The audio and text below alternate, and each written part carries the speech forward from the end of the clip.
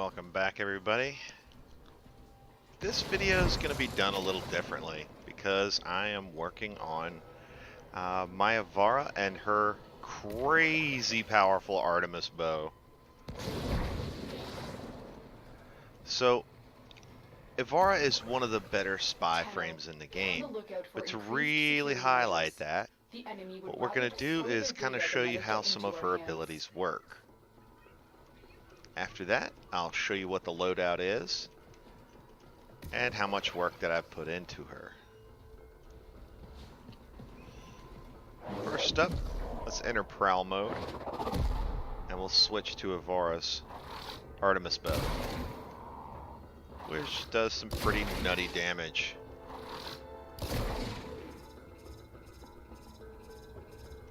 Now bear in mind, when you're in Ivara's Prowl, you cannot sprint. It's definitely the biggest drawback. However, if you have the correct augment, a lot of the laser gates you can simply pass through. It is definitely really cool as compared to Loki, who, you know, can't get through laser gates.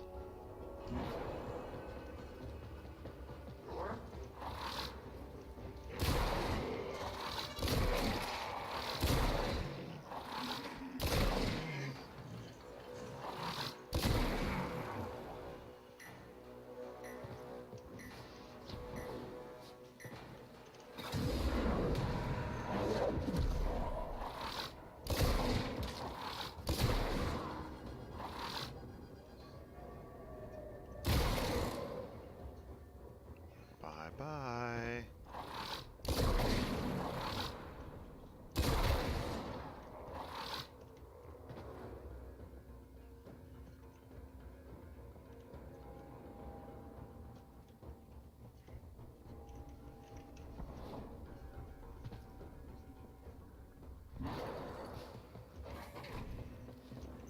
You're nearing the console. Trigger now, and they will start destroying the data. There we go. You're Perfect still in time the to clear. show you. No detection from enemy sensors. Now right here, there are laser gates. We're using her Prowl ability, which allows her to, with the augment that is, it allows her to slip right through them as if they weren't even there. Now there are some exceptions, which is why I came to this level. I'm actually going to show you one of the exceptions that she can't simply walk through while using Prowl.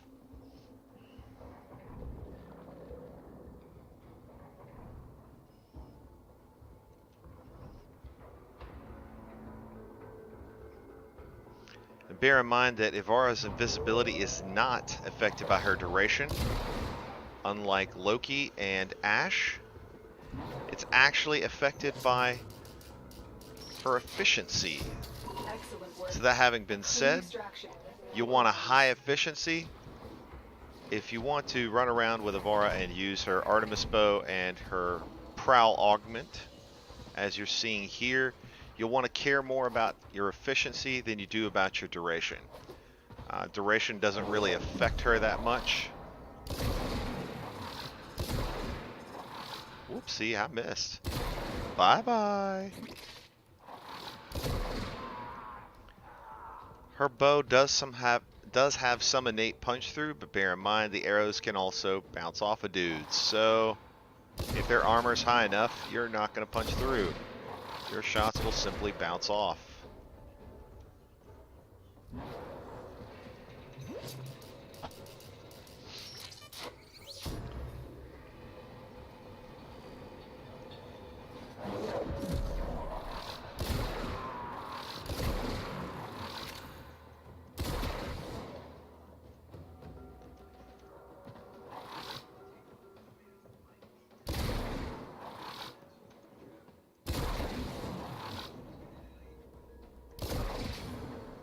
Oof. So sexy. Bye-bye.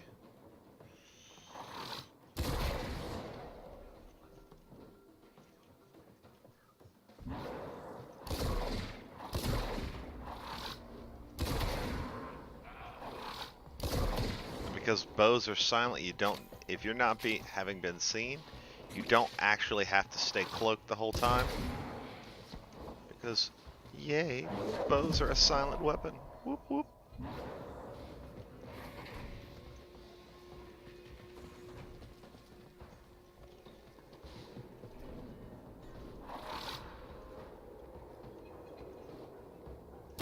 See ya.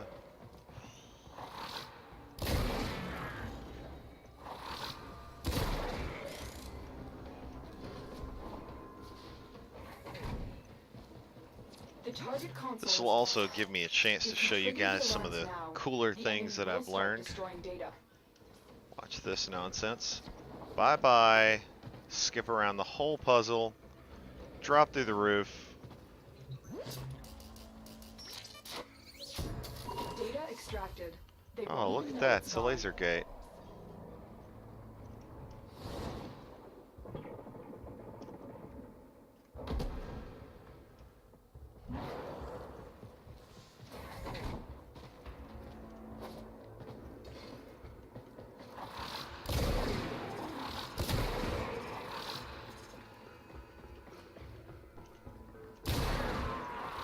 Oops.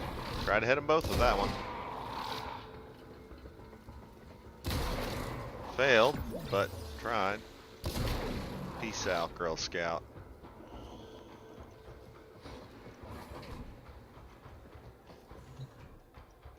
You're nearing the console. Trigger the alarms now, and they will start Alright, destroying the this is the one where there's an exception to the laser gate rule. You see those? Ivara cannot stand in the middle of those. Those will detect you regardless of Ivara's ability, so we have to turn them off. Down the first hole we go. Whee! Part 1.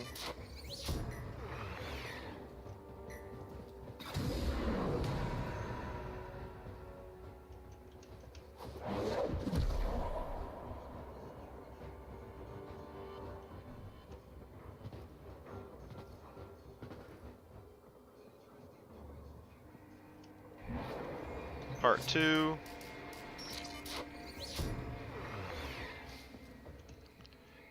And now we're going to go unlock the doors with part 3.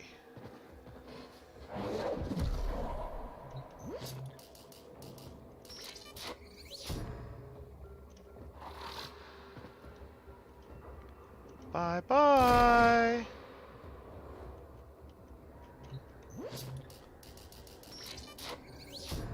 Data extracted. They won't even know it's gone. We have everything we came for. Get to extraction. And goodbye. Keep going. Just because I wanted to kill it. You're here.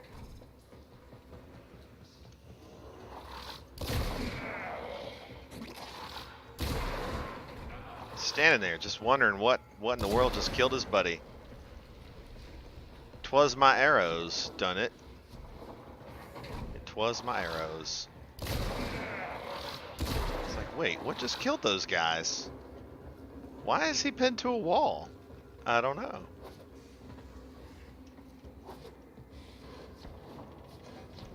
Enemies in this game are so dumb. Ooh, look at that Artemis bow getting ranked. Nom nom nom nom. And there you go. But you know what? We're not quite done. Because even though I need to finish ranking that Artemis bow, because I did format it again, I will show you the current build in the Simulacrum, and you can see for yourselves how completely crazy Ivara can get.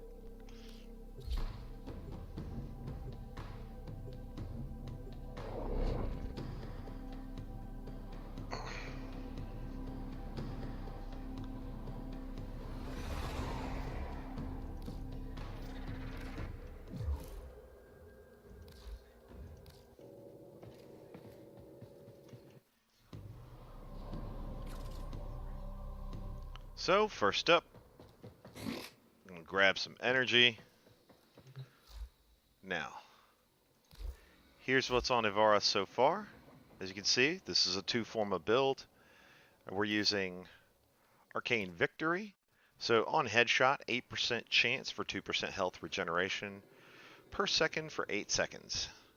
It's pretty helpful if you're playing a combative Ivara.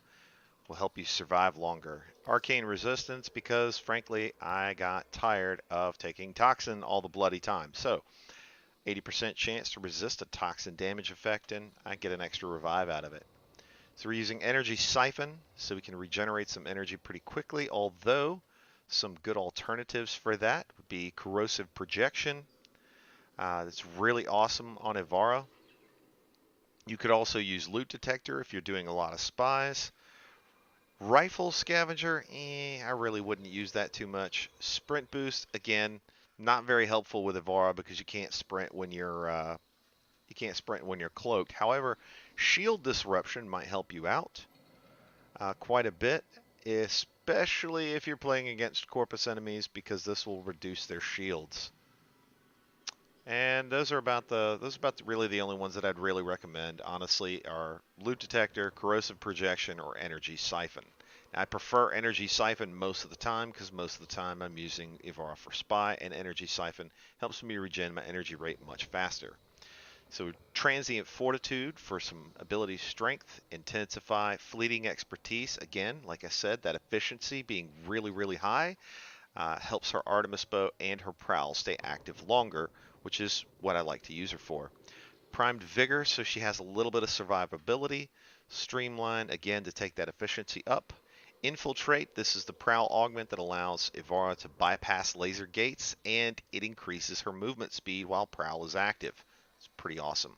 Primed flow, so I've got a pretty good sized energy pool. As you can see, it's 744, completely amazing. Augur Secrets for some more ability strength, and Power Drift for some more ability strength. All right. Now, for the Artemis bow, now that they've done exalted weapons so that you can mod them out, the thing to bear in mind is that you can also forma them. This is the current Artemis bow build. Max serration, heavy caliber, point strike for some critical chance, split chamber, vigilante armaments to pop that multi-shot up even more, which is good with heavy caliber because it widens the spread, so you actually get a really good spread on your arrows, and piercing caliber to pump that puncture damage way up. Now, I know it doesn't show it in Simulacrum, and I'm not entirely sure why, but the puncture damage is well over 10k with this particular build. Now, the reason that I'm modding this out this way is, as you note, the status chance is currently 42.8%. So after I get this fully ranked, we're going to pop some, I'm thinking either corrosive or viral, using, let's see, I might even do shred to get some punch through, but we'll see. I'm thinking high voltage and malignant force. These two combined should give me a pretty high status chance and do some really great corrosive, or I can use malignant force and rhyme rounds to do some pretty hefty viral damage. But let's see, with everything as it currently is, basically this is a 4 forma Ivara, 2 on the Artemis bow and 2 on Ivara herself.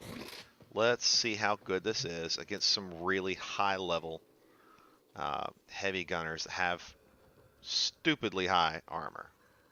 Alright, we're not going to pause the enemy AI, we're just going to go nuts.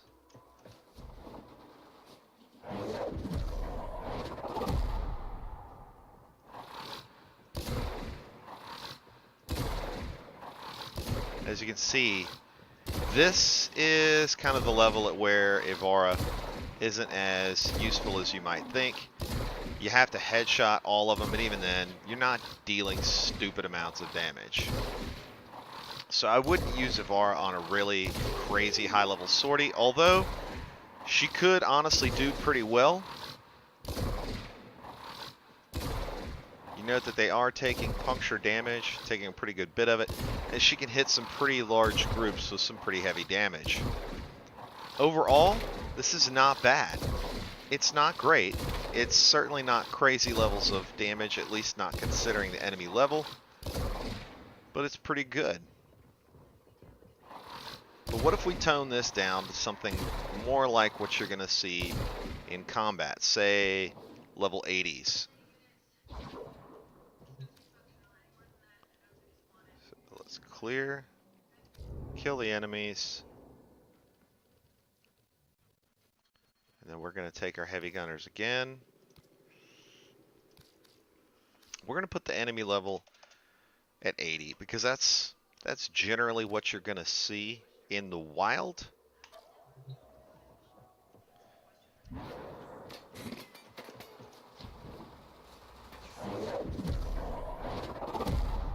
Now, let's check out and see how much. Whoa, that's a big difference, isn't it?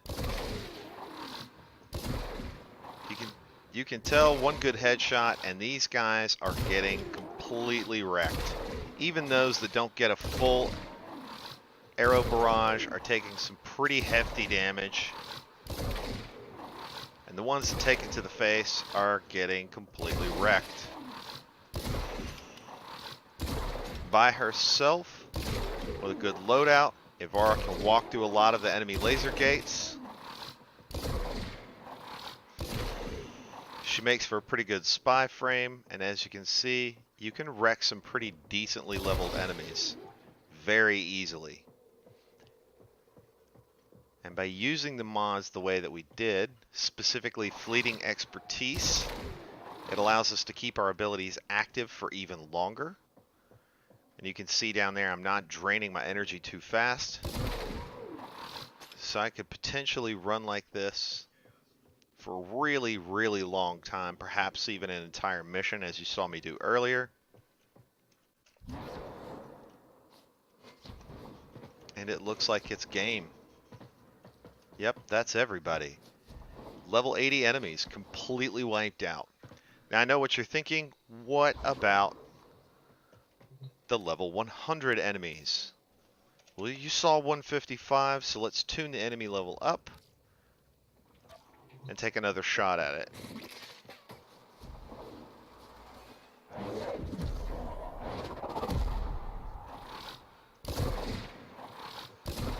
Again, Ivara's doing some pretty good damage here.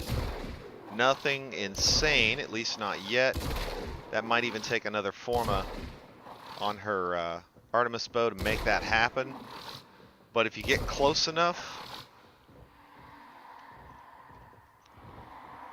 to pop off a good headshot, it's pretty much an OTK. Or, I guess really an OHK, but even level 100s, as long as you can stay cloaked, you can do some pretty hefty damage.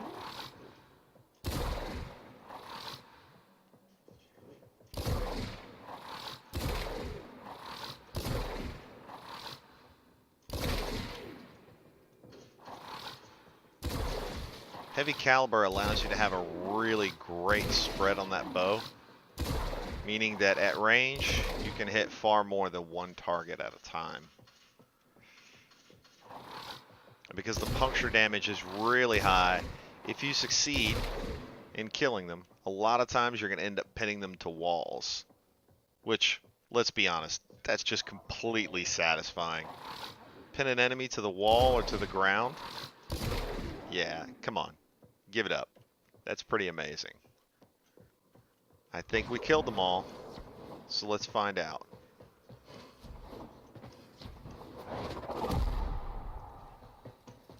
Yep, looks like everybody's dead. We pretty much wrecked the house, even against level 100 enemies. So as you can see, Ivara is a really amazing frame. In case you're wondering how to farm her, you have to do spy missions. I'm going to recommend the spies on, people say Lua, but I have yet to play, or yet to rather get Ivara parts from Lua. However, I will tell you that if you farm Dione on Saturn often enough, you have a really high chance of getting an Ivara chassis. Ivara systems you can probably pick up from Pluto or Sedna on the spy missions there. Sedna, Kappa on Sedna is a really great place to farm if you're looking for the Ivara blueprint. You have a really high chance of getting it from the higher level spy missions like Kappa on Sedna. So there it is. Another cool video. I hope you like, I hope you subscribe, but even if you don't, make sure that you stop and rate the video. Thanks for watching, everybody.